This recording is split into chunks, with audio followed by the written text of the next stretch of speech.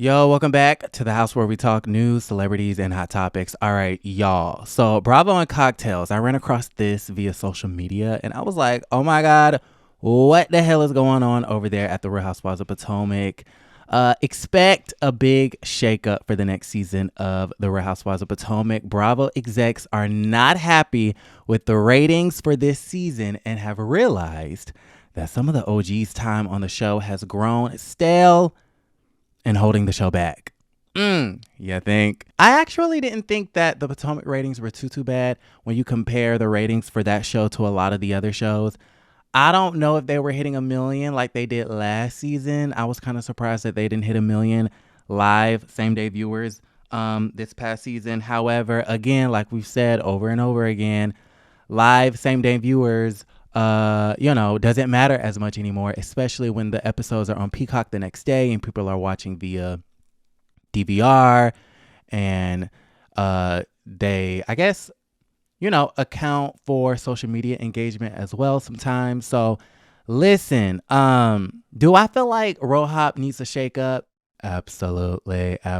Now, before this whole Robyn scandal with the lawsuit and stuff like that, and, Juan cheating on her with the mistress of the night, I would always say that Robyn needs to go and that Gizelle needs to stand on her own 2 feet. She needs to be able to navigate the group without a yes man. She needs to be able to navigate the group without a sidekick.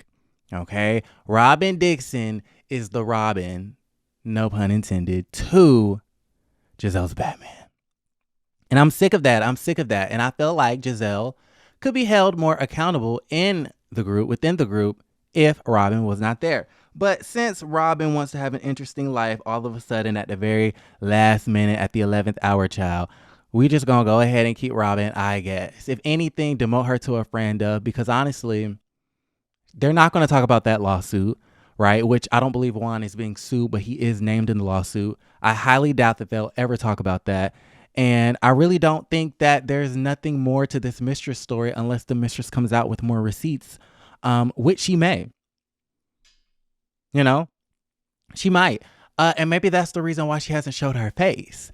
Now, remember when I just had an epiphany. Remember when Sincerely, had a thing, or it was alleged that this Sincerely lady had a thing with Dennis on the Real Housewives of Atlanta, and she showed up at the old lady gang and things like that. And it was like a whole thing. Now, maybe Sister Girl has not shown her face because she's saving it for the show. Maybe she hasn't given us all of the receipts because she's saving it for the show. I mean, that's a very real possibility. And so if that's the case, Robyn needs to have her champagne flute because I want to see the mess go down. But if that's not the case, if we've basically wrapped up this storyline with a bow, right? At this point in time, it seems like the mistress is kind of lying about some things. Juan downplayed the situation. Robyn is lying about some things. If that's the end of the road, then it doesn't really make sense for Robyn to, continue on with the champagne flute. But if the mistress wants to come out and show her face, then let's keep her. As far as Ashley, I was very disappointed. I was very, very, very disappointed in Ashley this past season. I thought with the storyline as far as the divorce is concerned, that she was really going to come into her own. And, Ashley didn't really piss me off besides bringing on the Sesame Street character who claims that, Chris Bassett wants her when the cameras proved her wrong. And this woman is perpetuating this narrative even though she's a married woman. Ashley didn't get on my nerves. However, the divorce storyline was very confusing. Buying a house with the man that you're getting a divorce with was very weird. And nothing about her personal life really, stuck with me. So I don't know. Ashley tried. She was like being the bone collector and stuff like that. But it's like, girl, we have Gizelle for that. And Gizelle's kids are damn near grown. So she can spend more of her time and energy, being messy. And if that's the case, why in the hell do we need Ashley? I mean, I'm just saying. Who else? So Charisse, we definitely don't need. I mean, she didn't really give us anything. She hurled out accusations about Karen Huger, and that's pretty much it, which, that was kind of juicy, but to me, Karen really didn't give it no love nor light, and so it kind of fell flat for me.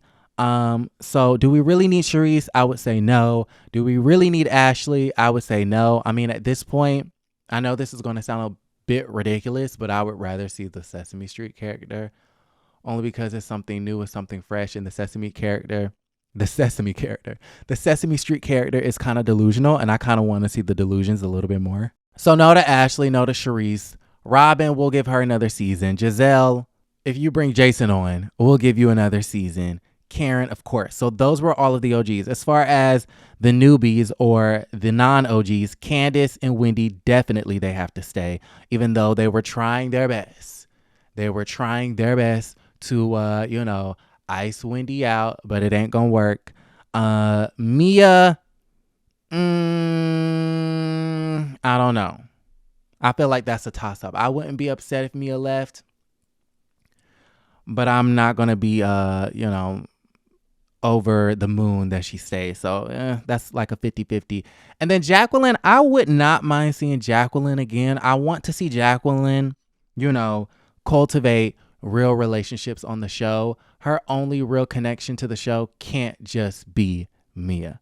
But I wouldn't be upset seeing her again. So y'all let me know how y'all feel about the entire situation. Like the video, subscribe to the channel, and don't forget to create a great day.